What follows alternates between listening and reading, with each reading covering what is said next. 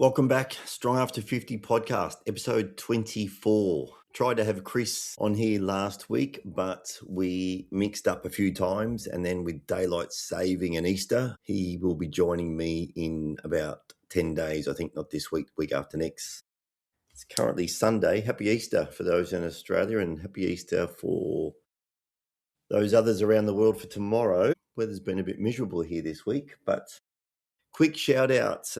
Newsletter subscribers, another fantastic week. We're running hot at the moment. We've just surpassed 20,000 subscribers. I think we hit 22,000-ish today, which is fantastic. Just goes to show that we have a great community out there, and there is a bunch of people over 50 that are interested in their health and fitness, either just getting started or they've been involved in the space for a while and want to continue improving, which makes me super happy. I've got some, big ideas in the background, how I want to make this a bit of a long-term thing for me into retirement at some point in time, where I hope I keep podcasting and keep putting out information, because I'll still be training myself and just enjoying helping others around the world. Somebody asked me the other day, why is my newsletter growing so fast?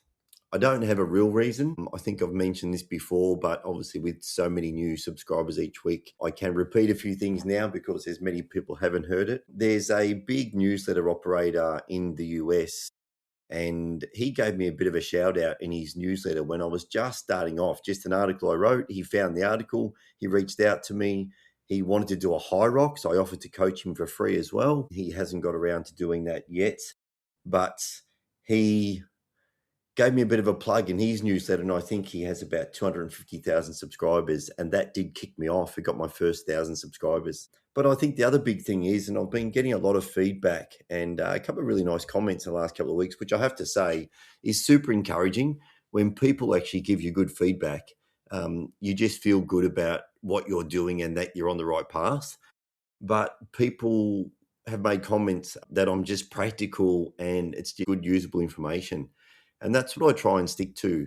And I've wrote a newsletter the other week about hacks and all the technology and all the wearables now, and I'll touch on that in a moment. It's the fastest growing trend in the world at the moment is wearables. But if you're anything like myself, I don't have time to get up in the morning and meditate for 15 minutes, drink some sort of herbal tea, do 20 minutes of yoga, go and get sunshine on my eyes, don't drink coffee before 10 o'clock.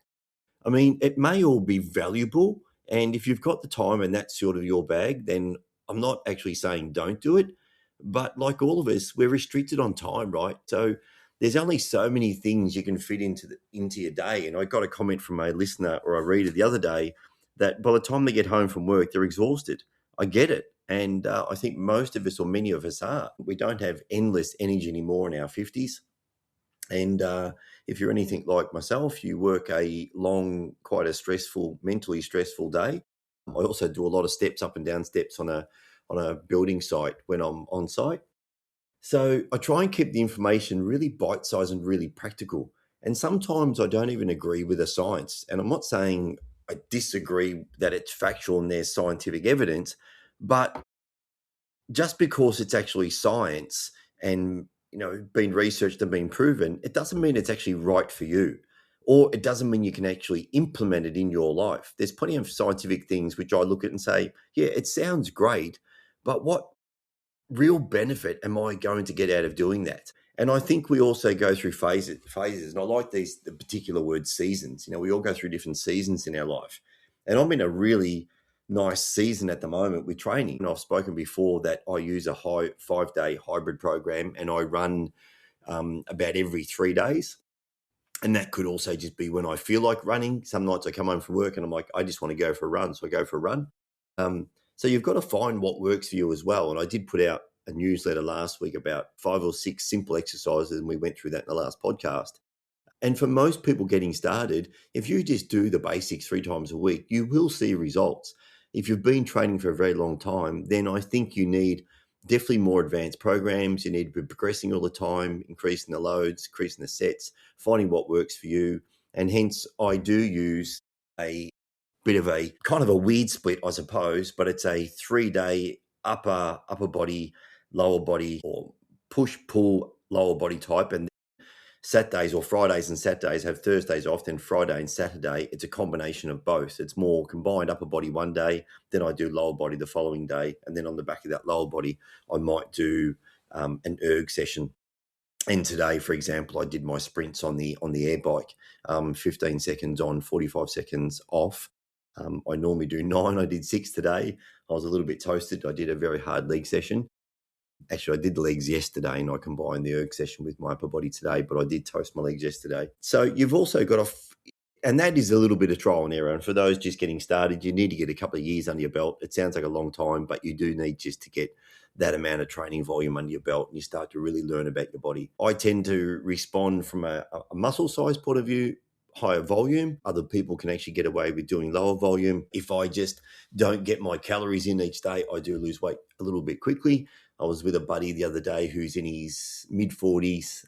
You know, he weighs 100 kilos, 220 pounds for those in the US. And he hardly eats during the day. He's a school teacher. He's on his feet all the time. And he just maintains weight and also maintains his strength. But he trains with really heavy weights and he responds to that. But that's just him and his body type. It's a genetic thing for him. It's not that he's training the perfect way for him at this point in time, but he just responds so well to it. And that's what most of us, we need to work out what we're actually responding to. So just a couple of things, fitness trends. Really interesting data this week came out. The fastest growing fitness trend in the world is around wearables. And I'm assuming things like, Whoop, Polar, Garmin's, Aura, Samsung do a ring as well. And you name it, there's a bunch of wearables out there. There's, I forget the name of the product, but you can actually tie it to your shoelace and it will measure your stride length and your cadence and so forth. I'm also assuming that 8 Sleep falls into that category as well. I really want an 8 Sleep or a Chili Pad. I just haven't actually pulled the trigger to buy one, but I've said this before, I do sleep so hot and I really would love to. I use my aircon for an hour when I go to bed just to cool the room down, but I really would love to get an 8 Sleep. Hoping I can get them as a sponsor on the pod at some point in time, and maybe I can do a bit of a contra with them. But so I'm assuming that comes under wearables as well. And yeah, that's the fastest growing thing in the world. I wear a wearable. I do have an Aura ring. I tried to fire it up the other day. Can't get it to connect. I don't like wearing it during the day. I just wanted to actually use it against my current Garmin sleep data to see how different the two sleep trackers are. So, but I have a Garmin watch. I like it because it's super light and it's flat on my wrist. It doesn't annoy me throughout the day. And I do prefer the Garmin watch for running. I've got friends with Apple watches. I personally don't like them, even though I'm an Apple person. I've got everything else Apple in the house. But I don't like the Apple Watch, the way it programs. And I found the Garmin watch really easy to use. I've just got a middle of the road, the running version, I think the 265 running with the music. So I can have Spotify on there if I need to. I don't really listen to music. I listen to podcasts when I run. But do you really need this tech and these wearables? Not really. I think if you're aiming for an event and you're going to run, a 5K, 10K, whatever it may be, I think having a watch that actually measures your pace is very beneficial, particularly as you start to ramp up that curve and you want to see what sort of pace you're running. I love running intervals, 800-meter intervals, and I like being able to sit on a particular pace. When I was training for high rocks, that was, it's nearly a must. But for most people, I don't think you need it. But I think most of us are walking around probably with a Garmin watch or an Apple Watch today. So you can definitely track that sort of stuff. Tracking workouts, does it really matter? The calories aren't that accurate on them. They do say the heart rate is not that accurate, although I do believe that the algorithm within the watch has actually got better. So I think it's probably doing a better job. Does give you an estimated VO2 max. I'm not too sure how accurate that is either. There's definitely been some comparisons with proper VO2 testing and it's always out. But I suppose it's a bit of a guide, right? And if that's what keeps you training and motivated, there's no doubt it's beneficial. So the fastest growing fitness trends, the wearables, I can't recall off the top of my head what number 2 was. Might have just been strength training as a whole. And then number 3 was training programs, and in specifically strength training programs for over 50-year-olds. Now that may sort of account to why we're growing so fast at the moment, putting out good information to that demographic, because I think people have now realized they're not 35. They don't want to be trained like a 35. They're not trying to look like a 35 or 25-year-old. And majority of the fitness space is filled with, these buffed or bikini models, right? And most of us know that we don't look like that anymore, and we just want to stay fit and healthy into our latter years so we can still do things. We're not trying to actually break world records and have all these competitions in front of us, even though I still think it's a good thing if you do set yourself a bit of a target to compete in something. So, yeah, that was really interesting. And the number one fitness trend in Australia is programs for strength programs and training programs for over 50-year-olds as well. We're the fastest growing demographic in the world. Most of us, and some of us, I'm sure, listening to the podcast, have moved into retirement, so you get a bit of time back. And even those that haven't moved into retirement, maybe your kids are left home, so you've got a bit more time back as well. So I thought that was really interesting with what's going on in that space at the moment. So let's hope I'm trying to fill that void a little bit and put out some good information. And just a quick plug as well, I have just launched the new website this week. It's just strongafter50.com, along with the Substack. You can obviously still get all my articles on Substack, but my training programs and just some other additional information that Substack doesn't allow me to put on the typical homepage will be over at that particular page. I am going to build out a range of training programs, which will be from running programs to basic strength programs to more complex strength programs, a high rocks program. At the moment, I think up there is, I've just launched a free program, by the way. It's just a sleep reset. I have a little back reset program. I have a basic strength training program there, and I have a sleep reset. They're all just free PDFs. You can actually go to the strongafter50.com and download those. I think it's also on the Substack website under programs. And if you get taken to the Stripe link and you need to put some details in, it's still free. It's just the way Stripe, the link works when it links you through to the website, to their page. And then I'll build out, I do have a 12-week High Rocks program. I mentioned the other week, that's pretty advanced. That's what I use for my own training. So it's not for the faint-hearted. It's a pretty tough program. You can obviously modify it, and I would assist you in modifying that if someone's really interested.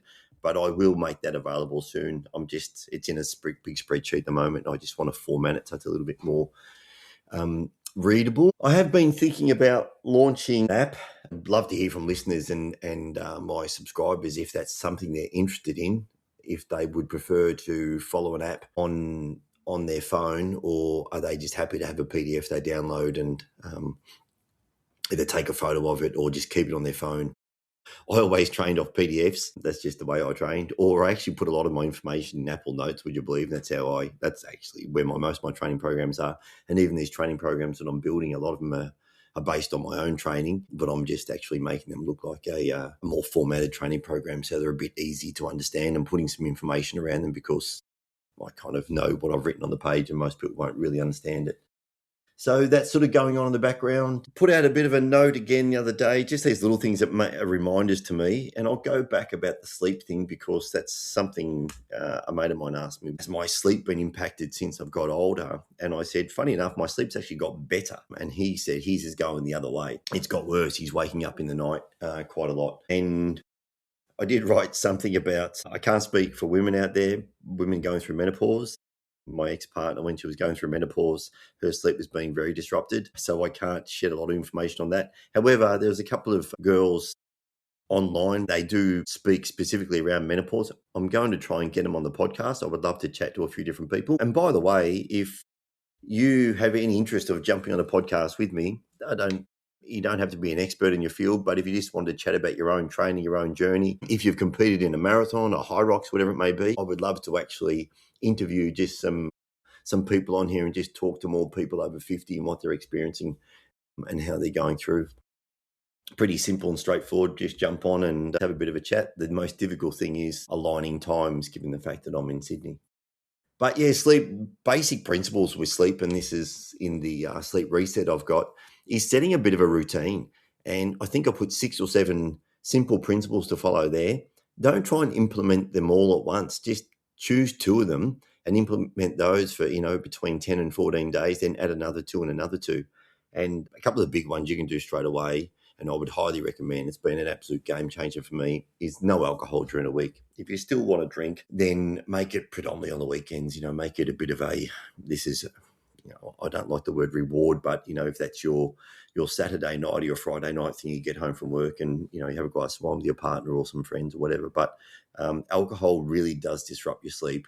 If you do use a wearable, I'm sure you've actually already noticed when you actually drink alcohol, how much higher your heart rate is, your HRV spikes, deep sleep quality falls off a cliff. And now that I virtually don't drink at all during the week and will only have a glass of wine or two on a Saturday night, I can see this specific chart in my data from my Garmin. Every Saturday night, trashed. My sleep just falls off a cliff and then comes back up on Sunday night. It's about the same all the way through the week. Then it falls off a cliff again. It's very, very noticeable. The other couple of things is, a cold or cool dark room. You should be sleeping cold, particularly when you're going to bed. If you can try and make your room quite cold. During the winter, I literally like to leave a window open. You're better off having a heavy blanket and a duvet and staying warm, but your room should be quite cool. Dark, you need block-out blinds. If you can't have block-out blinds, you have some light. I highly recommend wearing a sleep mask. I don't. I have a very dark room, but I know people that do, and they just swear by them now. I think there's actually some new improved sleep masks out there as well that are very comfortable. Eat at least 2 hours before going to bed. You don't want to be eating at sort of late at night then going straight to bed. It's just, you need your digestion to kick in, and you want your whole sort of system to come down. You don't want your system to be sort of amped up. Training is another one we spoke about the other week. I don't like training overnight anymore. One, I'm too tired. But secondly, that I did find it was disrupting my sleep. Go for a walk after dinner if you can, 10 minutes, just to settles down your cortisol. It will assist with digestion, and it's just a nice thing to do, to be honest. If you live in a relatively good area or you have somewhere nice to walk around after dinner, it's just a really nice thing to do. But yeah, you can pop over to strongafter50.com and download that. It's just a simple sort of, sleep reset, which will be worthwhile just having a bit of a look. Why maintenance training will keep you stuck? If you've been training for a little while and you're finding you're stuck, you probably need to change things up a little bit. And that's either changing the program. You may not be training heavy enough, and most people typically aren't. Most people can do, as I said last week, way more reps than they think they can. But you probably need to mix up training a little bit. And that's where programming comes into it, and even getting a coach. Highly recommend, if you know a good personal trainer, even working with a personal trainer or coach for, 4 weeks is probably beneficial. I know it's an expensive exercise, but if you can find something that can help you out, I suppose online coaching is probably not a bad thing if you can actually communicate with that person. Something I would love to do at some point in time. We just don't have the capacity at the moment. But yeah, if you are stuck, I think maintenance mode is good for a little while. I went through that a while back after my high rocks and just training so hard, for that sort of 12 to 16 weeks, I just dropped into a maintenance mode. I'm like, okay, I've got to back right off. I had some tendon issues. I just need to maintain. Definitely lost some fitness, but I wanted to maintain my strength and, just went to that maintenance mode for a little while. So, but, if you're not improving, you need to be looking at your training. And I'm not saying we all need to be on this rocket ship and heading towards, the Olympics, but you need to be mixing up your training. You want to be aiming for something all the time in terms of, improving. And we still can improve, by the way. Just because we're in our 50s, it doesn't mean we've just got to settle where, I'm over 50 now, these particular things I can't get better at. Why everybody should train legs. Interesting one. Just because you might have bigger legs, muscly legs, but if you don't train legs, you're missing out. Couple of things there. One, it happened to be a mate mentioned to me today that he never trains legs in the gym, and he's a thicker set person and he's got quite big legs and calves. But it doesn't mean you have strength, right? There's plenty of people that have got big legs that just aren't very strong. And as we get older, your legs become the most important thing. They're the things that are going to get you up off the floor, get you in and out of the car, keep you running, keep you walking up hills. If you want to go on a walking trip to Rome or a hiking trip over the Andes or Machu Picchu, whatever it is, you need strong legs, as well as a bit of cardio, by the way. But, Yeah. So, and the other big thing is they're a big calorie burner. So, if you want bang for your buck, if you go and do a hard leg workout, which I did one yesterday, and honestly, tipped myself over the edge. I can just walk today. I've just been getting worse and worse, that sort of DOMS, that delayed onset muscle soreness, and it's killing me. But I do like that. So I like to train that way. But the bang for your buck out of good leg sessions in terms of calorie burn is huge compared to the smaller muscle groups of your upper body. So if you're not training legs, you're missing out. You need to get onto it and get in the gym and start doing a bit more leg workout. I think that's it. Short and sweet. 22 minutes. That's going to be me for the day. Put out another newsletter this week. Don't have a topic just yet, but I'm sure I'll come up with something. Lots of interesting things happening at the moment.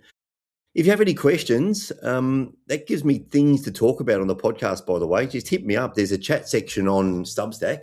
Just go in there and just fire a question to me, or just one of the newsletters, just reply. Virtually try and reply to every single person that leaves a comment. So if there's anything you want me to talk about, just throw it up there and I will definitely try to answer it.